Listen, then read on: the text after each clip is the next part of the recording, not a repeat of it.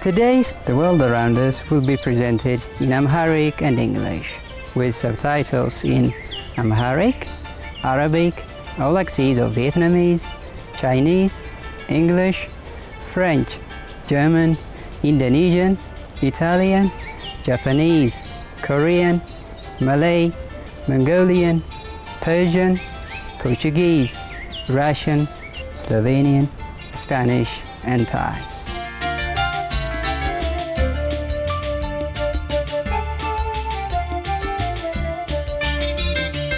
ጤና ይስጥልን ደግ ተመልካቾች፣ ንግስተ ሳባ በአራት ምንጮች ማለትም በጥንታውያን የኢትዮጵያ በሻግቦች ታሪክ፣ በዕብራውያን መጽሐፍ ቅዱስ ማለትም በክርስቲያን መጽሐፍ ቅዱስ ብሉይ ኪዳን ላይ፣ በክርስቲያን መጽሐፍ ቅዱስ አዲስ ኪዳን ላይና በቅዱስ ቁርአን ላይ የተጠቀሰች ዝነኛ የጥንታዊት ኢትዮጵያ ንግስት ነበረች።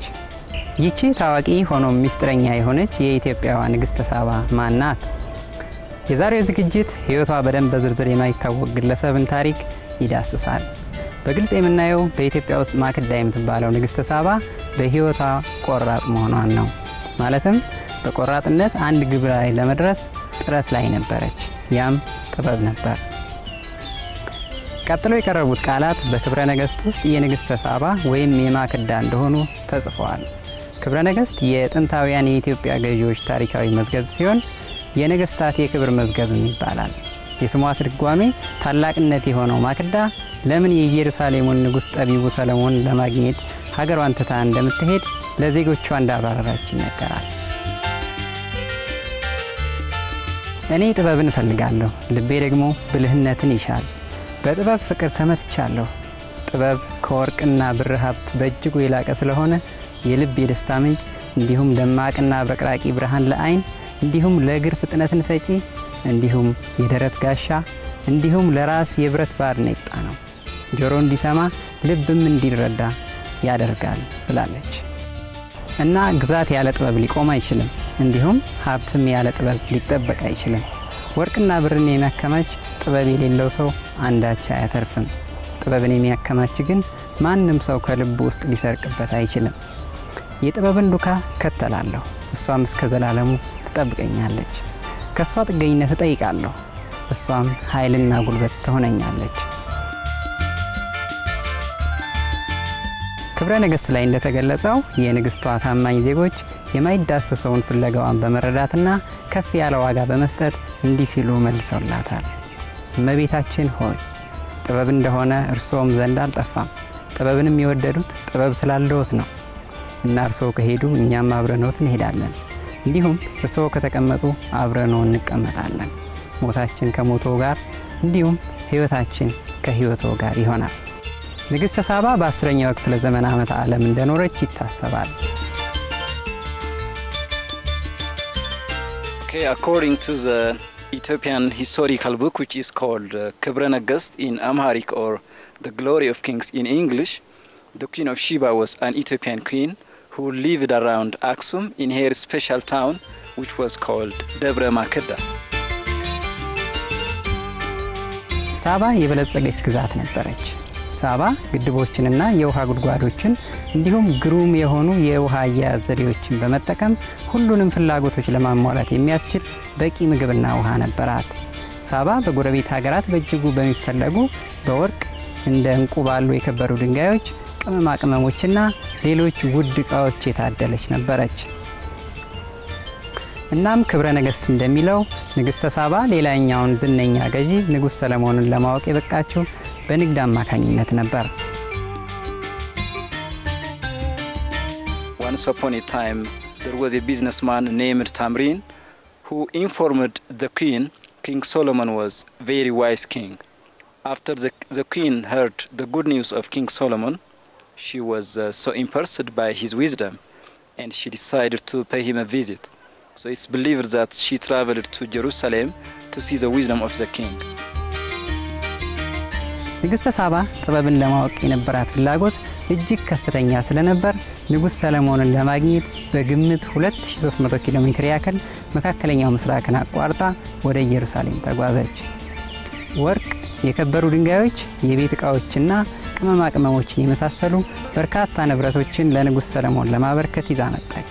ስትደርስም ንግስቷ በቸሩ ንጉሳዊ አቀባበል ተደረገላት። ማክዳ ንጉስ ሰለሞን የተወራለትን ያክል የጥበብ ሰው መሆኑን በትክክል ለማረጋገጥ በተደጋጋሚ እንደፈተነችው ይነገራል። አንዱም ምሳሌ ሁለቱም ጫፎቹ እንዲመሳሰሉ የተደረገ የአርዘ ሊባኖስ ዱላ ሰጠችው። ከዛም የትኛው ጫፍ ወደ ስሩ የትኛው ጫፍ ደግሞ ከስሩ የራቀው እንደሆነ እንዲነግራት ፈተነችው። ንጉስ ሰለሞንም እንጨቱን አነሳና ውሃ ውስጥ ከተተው። የስሩ ጫፍ ከባዱ ጫፍ ስለሆነ ሰመጠ።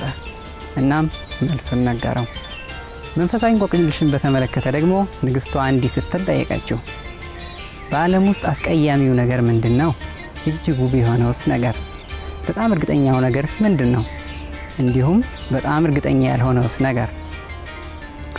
ሰለሞንም አስቀያሚው ነገር ምእመኑ እምነት የጎደለው ሲሆን ነው። እጅግ ውቡ ደግሞ የሚጸጸት ኃጢአተኛ ነው። በጣም እርግጠኛው ነገር ሞት ነው። በጣም እርግጠኛ ያልሆነው ደግሞ አንድ ሰው በመጪው ዓለም ያለው ድርሻ ነው ሲል መለሰ። ንግስተ ሳባ ንጉሱ ለዚህና ለሌሎች ጥያቄዎቿ በሰጣቸው መልሶች ተደመመች። ከንጉስ ሰለሞን ጋር በርካታ ውይይቶችን አደረገች። እናም ጥበቡን ጨለማ ውስጥ ያለ ሻማ ከሚለው አባባል ጋር አመሳሰለችው። ከተወሰነ ጊዜ በኋላ ማክዳ ወደ ሀገሯ ተመለሰች። ወደ ሀገሯ ስትመለስ ንጉስ ሰለሞን ወርቅና ግመልን የመሳሰሉ በርካታ ውድ ስጦታዎችን ከግዛቱ ሰጣት። ሆኖም ግን ከነዚህ ቁሳዊ ነገሮች በላይ ጉዞዋ ከሁሉም በላይ የሆነውን እጅግ ውድና ትልቅ ክብር የሚሰጠውን ሀብትን አጎናጽፏታል። ሊዳሰስ ወይም በምንም መስፈርት ሊለካ ስለማይችል ንግስተ ሳባ ወደ ንጉስ ሰለሞን ሀገር ካደረገችው ጉዞ በእጅጉ ለማግኘት የጓጓችው ጥበብን ነበር።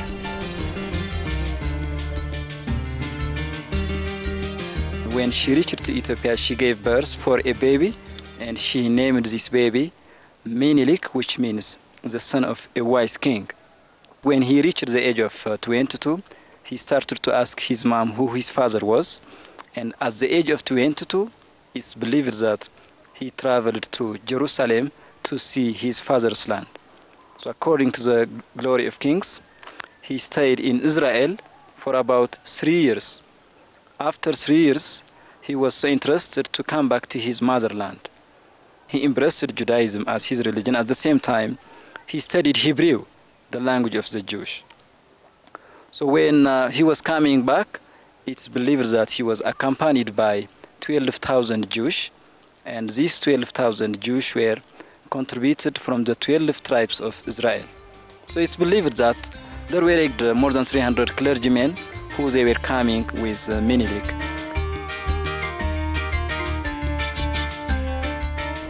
ሚያዝያ 29 2000 ዓ.ም አርኪኦሎጂስቶቹ የንግስቷን ቤተ መንግስት እንዳገኙ የጀርመኑ ሃምቡርግ ዩኒቨርሲቲ አስታወቀ። ግኝቱ የተካሄደው በሰሜናዊቷ የኢትዮጵያ ከተማ አክሱም ነበር። ህንጻው በ10ኛው ክፍለ ዘመን ዓመተ ዓለም እንደተሰራ ደርሰውበታል። ዋና አርኪኦሎጂስት ሄልሙት ዜጌርት እንዲህ ብለዋል። ከእድሜው ከቦታውና ካገኘናቸው ዝርዝር ማብራሪያዎች በመነሳት ይሄ ቤተ መንግስቱ እንደሆነ እርግጠኛ ነኝ። አርኪኦሎጂስቶቹ ቤተ መንግስቱ የሙሴ ጽላት ለተወሰነ ጊዜ ያክል ተቀምጦበት የነበረ መንበርም እንዳለው ይናገራሉ። የዕብራውያን መጽሐፍ ቅዱስ ወይም ብሉይ ኪዳን እንደሚለው ነብዩ ሙሴ 10ቱን ትእዛዛት ከእግዚአብሔር ተቀበለ። እንዲሁም በመረግድ ድንጋዮች ላይ ተጻፉ። መረግዶቹ በወርቅ በተለበደ ከግራር እንጨት በተሰራ ሳጥን ማለትም ታቦት ውስጥ ተደረጉ። ንጉስ ሰለሞን ከንግስተ ሳባ ልጅ እንደነበረውና ልጁም ማለትም ንጉሰ ነገስት ቀዳማዊ ምኒልክ ታቦቱን ከኢየሩሳሌም ወደ ኢትዮጵያ እንደወሰደው በኢትዮጵያ አፈ ታሪክ ይገለጻል።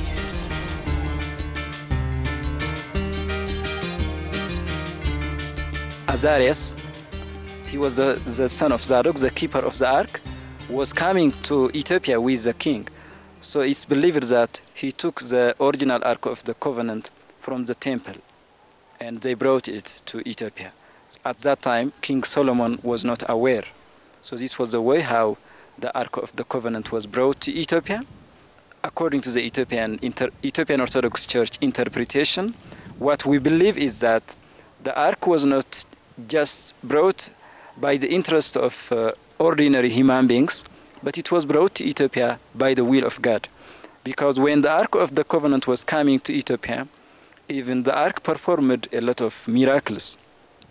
So what we believe is that, God wanted Ethiopia to be the last resting place for the Ark of the Covenant, and taking the relationship which was between King Solomon and the Queen of Sheba as pretext, the Ark was brought to Ethiopia by the will of God.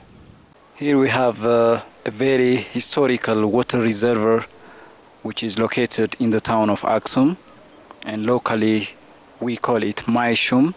When it's translated into English, Maishum means water for the chief. According to the Ethiopian oral traditions or the legend around Aksum, it's believed that once upon a time this was the swimming pool for the Queen of Sheba.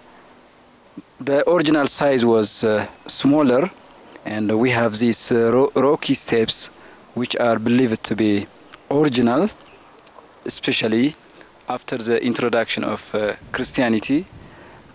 Epiphany has been celebrated for a long period of time. This day is celebrated to commemorate the day when Christ was baptized at the river Jordan. For this reason, annually in January 19, the Epiphany holiday is celebrated colorfully.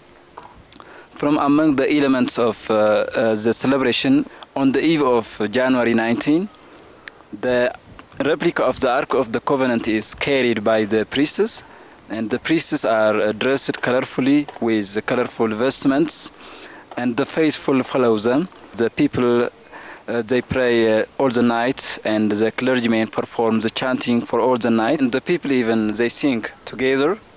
Finally, the most important person from the church blesses the water. The candle floats over the water surface. Finally, the water is sprayed over the faithful. Then the replica of the ark is again accompanied by the people back to its sanctuary.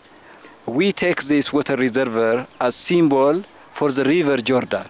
This day is celebrated colorfully, especially here in Aksum, and at the same time at Gondar, even at Lalibela, where Christianity is deep-rooted.